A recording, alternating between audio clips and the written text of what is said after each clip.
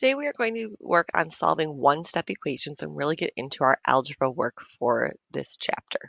So when we're solving one-step equations, we always want to be looking and using the opposite operation. So the first step is you need to determine what is the operation in the equation. Is it adding, subtracting, multiplying, and dividing? Then you actually have to use the opposite operation to help you solve it. It kind of undoes whatever that operation was doing in the equation. So addition and subtraction are opposite operations, and multiplication and division are opposite operations as well. So today we're just going to focus on adding and subtracting though.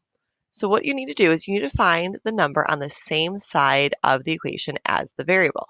So in here, if I have a plus 8 equals 12, well, I want to use the number and look operation that's on the same side as the variable. So I would go look at this side right here, and that 8 is the number I'd be looking at, the adding 8, because that's what's on the same side as the variable, not the 12. So to do so, I would use the opposite operation and the number on the same side of the variable, and I do the same operation to both sides of the equation. So in algebra, it is so important to show your work. I know you guys are going to be able to look at a lot of these equations and just kind of look, and most of you are going to know what the variable is without having to show any sort of work. That's great math facts that you have. However, we are practicing our algebra skills today. So we are going to be requiring it on the Google slide that you guys have for your work today that you really show your work of what you are doing to solve the equation. I know it seems simple in these ones to solve it and you don't need to show work, but this is good practice for you when you get to more complicated and complex equations in 7th and in 8th grade. So it's really important today that you learn how to show your work. So it's not even that you're learning how to solve equations, it's learning how to be a good math student and to show work algebraically. So how we would show our work in this equation is I would have to do minus 8 on both sides, because what is the opposite of adding? The opposite of adding is subtracting. So to get rid of this 8, I would say minus 8 on both sides. When I do that, the variable will now be alone because 8 minus 8 is just 0. However, do not write the 0 because adding 0 does not do anything. So I have just a now because the 8's kind of just canceled out and went away. Now on this side, I have 12 minus 8 equals 4. This is the work setup we will be looking for in math throughout all your years in River Trails. So again, I do not write the a, so I would just say that it is going to, if I had a minus 8, the opposite of subtracting 8 would be adding 8. So I would add 8 to both sides. So I do plus 8 plus 8. Again, these 8s kind of cancel out now. So now I'm going to be left with just a on this side. I don't write the 0. And then 12 plus 8 equals 20. If I were to substitute this 20 back in here, and I said that a equaled 20, and I have 20 minus 8, does 20 minus 8 equal 12? Yes, so I know I did the equation correctly. So now we're going to do some practicing. Forgive me here if my handwriting looks a little sloppy. I have this new writing tablet that I'm testing out with you guys today in the video, so hopefully it works okay.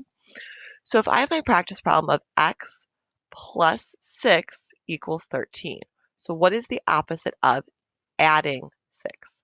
I would need to subtract 6. So I'm going to do minus 6 on both sides. So I do minus 6 and minus 6.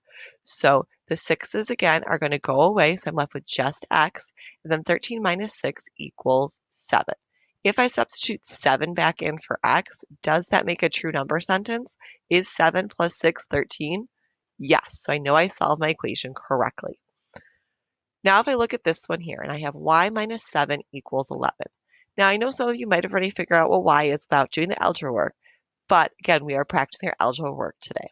So the opposite of subtracting 7 is adding 7.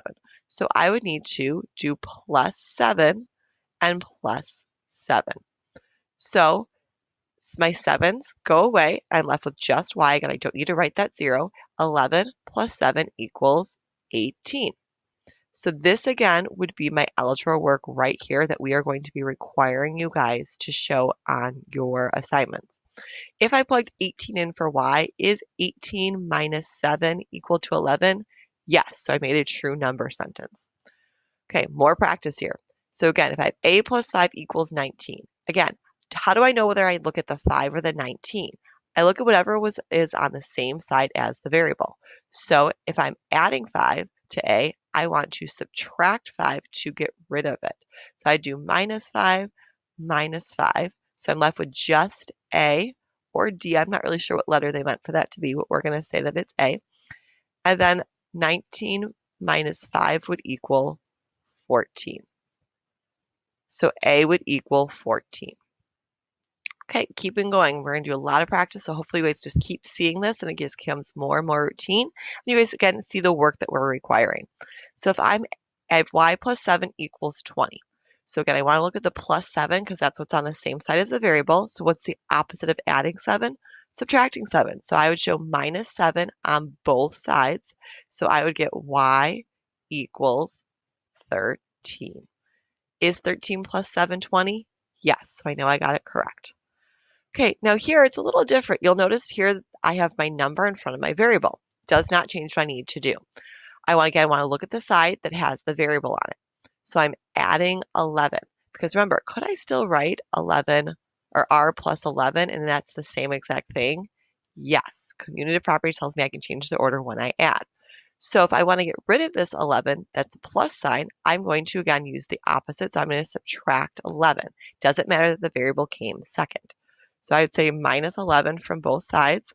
The 11s go away. I'm left with just r, and then I get 7. So r would equal 7. Is 11 plus 7 18? Yes. Okay, a couple more of these that we're going to work on for today. I know it's a lot, but again, the more times you see this, the easier it'll become. So again, looking at this side, I am adding 7 to my variable. So to undo that, I'm going to subtract 7, and I'm going to subtract 7. You'll notice this time my variable ended up being on the right side of my equation.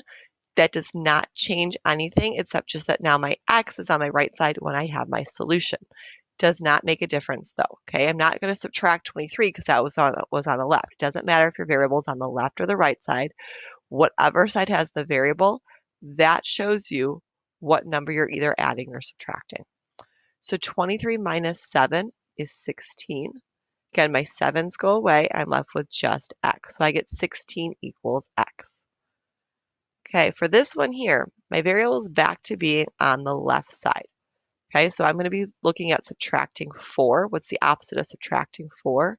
Adding 4. So I would say plus 4, plus 4. So I would have C equals 20. Okay, for our last couple ones, I'm going to be having you guys tell me what you would do to both sides in order to solve this. So if I have x minus 5 equals 12, how do I solve for x? What would I have to do here?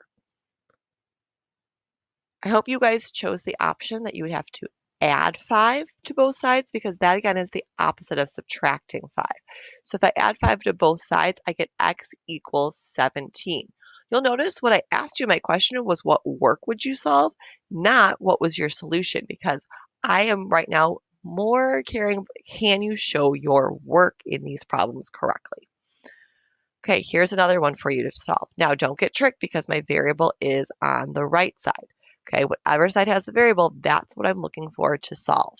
So if I have y minus 3 and then that equals 6, what would I do to solve for y? I hope that you realize that subtracting 3, the opposite would be adding 3. So I would need to add 3 to both sides. So I would get 9 equals y. Okay, last one for the video before you guys practice on your own. If I have 8 equals r minus 11, how would I solve for r? I hope you guys again saw the opposite of subtracting 11 would be to add 11. So I would have to do plus 11 to both sides. So I would get r equals 19. Good luck with your assignment today. Let me know if you have any questions.